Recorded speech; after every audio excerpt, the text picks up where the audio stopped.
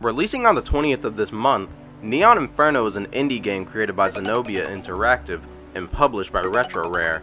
It combines the run-and-gun gameplay from games like Contra with gallery shooters like Wild Guns, tying it all together with a 32-bit cyberpunk aesthetic. Earlier this year, I actually played Neon Inferno's demo with a friend and had a great time, so I was really excited when I was given a review copy. The game follows Angelo Morano and his partner in both life and crime, Mariana Vitti.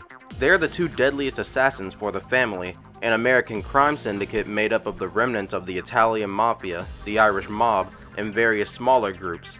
The family is looking to gain foothold in New York City. Angelo Morano was an orphan, adopted by the Don Venatori, the figurehead of the family, who raised Angelo as his own son. As the years passed, with the glamour of glory dissipating like morning fog, and its consciousness being weighed down by every body he added to his count, the only reason Angelo stays committed to this life of crime is due to his steadfast loyalty. The family isn't just a crime syndicate, at least not for Angelo. They truly are his own, so he buries his immense guilt in his faith, praying for a salvation he doesn't believe possible, at least not in this life. Truthfully, he wants nothing more than to leave the city and to forget and be forgotten. This is all a stark contrast to his partner, Mariana Vitti. Unlike Angelo, who was born into the family, Mariana lived a, at least in her eyes, stifling upper middle class existence. Finding the comfort of her life boring, she started to seek the thrill of action. She started small, first shoplifting, then pickpocketing. But one afternoon, she would take a young Angelo's gun, and after he chased Mariana and she gave his gun back, she accepted his version of a date. Not long after, she would take the oath of the family and changed her last name to Vitti, as outside inductees are required to take an Italian last name. Mariana is something of a local celebrity now, feared even by the criminals of the underworld, a status she likely revels in.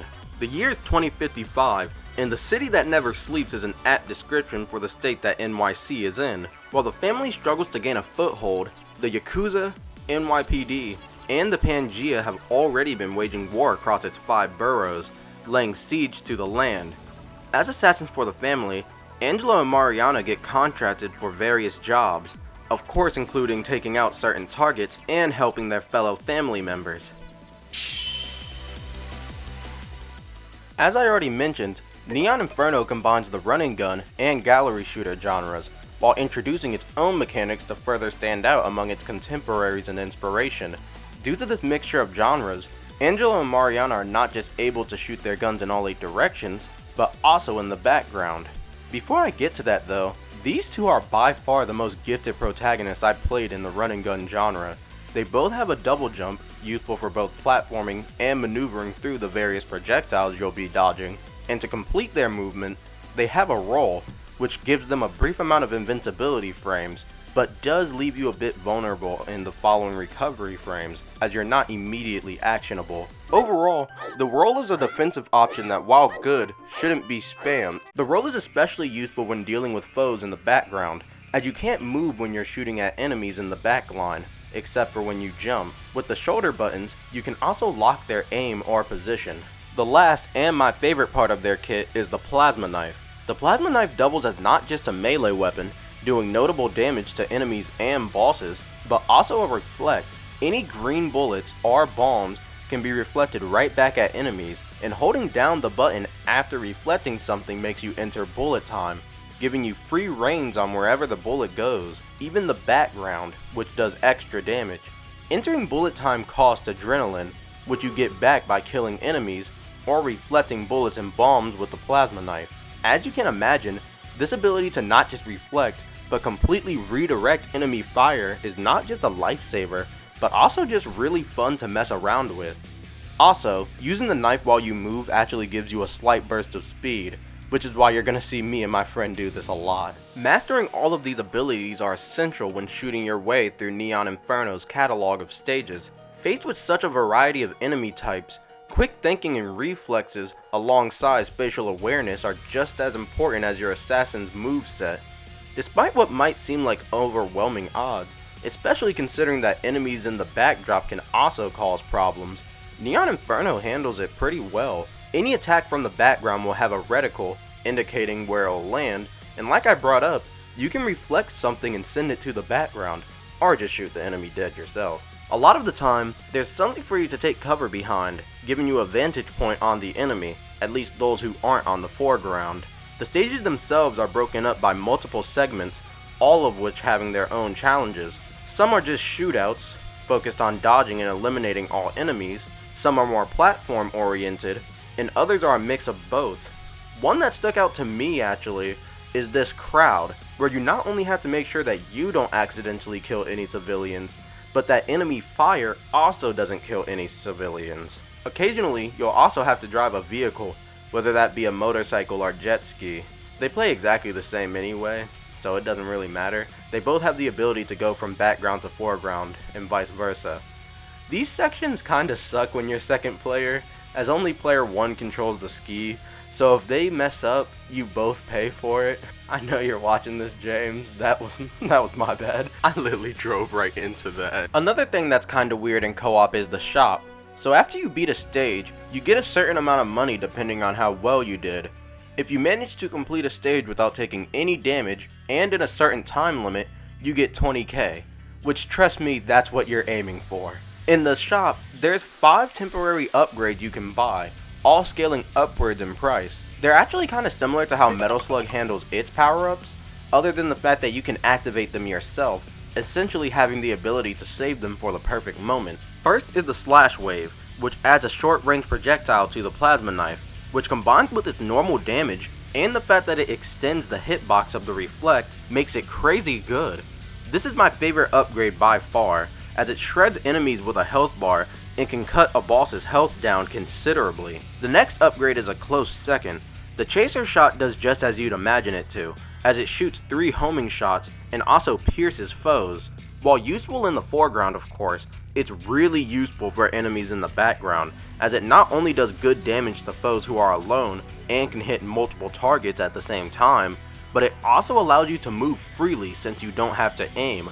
Next up is the Rapid Fire, which as you can imagine, speeds up your gun's rate of fire. Once again, I feel like this upgrade is most useful for enemies in the background or mini-bosses, as that's where most of the heavy hitters stay. Lastly, for the gun upgrades, is the Flame Shot. The Flame Shot gives you a limited number of explosive rounds, which do absolutely stupid damage, like by far the most damage in the game. It's actually kinda insane. The last upgrade, and the most costly, is the Plasma Shield, allowing you to get hit twice. You're only allowed to buy one power-up at a time, which is kinda weird to me. Granted, on arcade difficulty specifically, if you have a power-up active and then buy another, you can technically have 2, but I don't know if you can do this on other difficulties, and that's beside the point I want to make. I feel as if the player is good enough at the game, they should be able to buy multiple power-ups, at least 2 at a time, Metal Slug 6 style, as these upgrades are costly. Think about it like this. Like I said, the max amount of money you can get from any stage is 20k.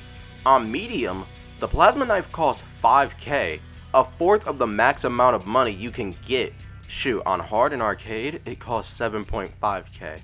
I promise y'all this game wants you to go broke on arcade so bad. In co-op, because you share money, and the fact that it's unlikely that both you and your friend won't get hit, your financial situation is likely gonna look a bit rough.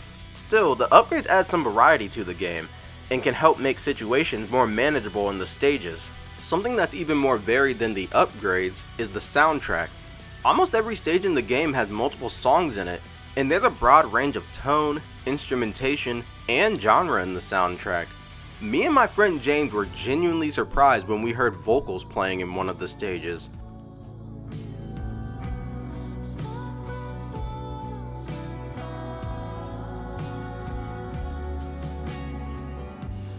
Not gonna lie though, the boss theme is definitely my favorite song in the game.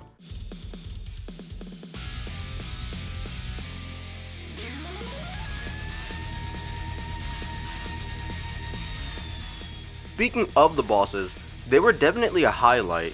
All of them take full advantage of the back and foreground, and all of them have their own unique patterns as well, alongside a second phase. For example, Jazz Senkai predominantly fights you on the foreground with his sword, but jumps in a giant mech when his first health bar is depleted. The bosses are definitely varied in size and challenge, and they can be a little overwhelming, but to be fair, what run and gun game doesn't have overwhelming boss fights in it? So, the last thing I want to talk about is this game's difficulties. I played Neon Inferno on all of its difficulties except for Novice, and I'm gonna be honest, the difficulty you choose really does matter. I really want to talk about Arcade specifically, but I will be talking about Medium and Hard as well. In both Hard and Arcade, you only have 4 health and enemies are much harder to deal with. Not only do more spawn in general, but they have even more complex patterns. Like for example, when this drone dies in Arcade and Hard, it actually causes an explosion that can damage you, something that doesn't happen on the 2 easier difficulties. However, Arcade is unique because it's a 1 life playthrough. If you die, you have to restart the entire game, and not just that, if you get hit, you have to spend 5k to heal yourself. Keep in mind, if you get hit, you only get 15k because you failed the objective of not getting hit. So really, you lose 10k off of getting hit, once for getting hit and then for healing it. Furthermore, you can only heal yourself once, so getting hit more than once in a stage means you're going to have to play the next stage flawlessly to recover. Of course, coupled with the lack of checkpoints, Arcade is really as hard as any arcade game, and I find it similar to the original Metal Slug in difficulty actually. You are fully expected to lock in and maybe even tap into Ultra Instinct if you want to stand a chance of beating this mode. Neon Inferno is an amazing mixture of run and gun platforming and gallery shooter chaos that turns out to be a lot of fun. The demo is on Steam, and I'd suggest you give it a try. As you can tell by the footage, I had a blast playing this game by myself and with my boy James. Speaking of which, thank you James for not just playing this game with me, but Metal Slug 6 too. And in the same light, thanks for playing the first Metal Slug with me for this video, Wavy. If y'all want to go see that playthrough, go to Wavy's channel. And of course, thank you to both Zenobia Interactive and Retroware. I hope y'all enjoyed this video as much as I enjoyed making it, and I know I haven't been uploading, but hopefully I'll be fixing that soon. Thank y'all for watching once again, and I hope you have a great rest of your day. Peace.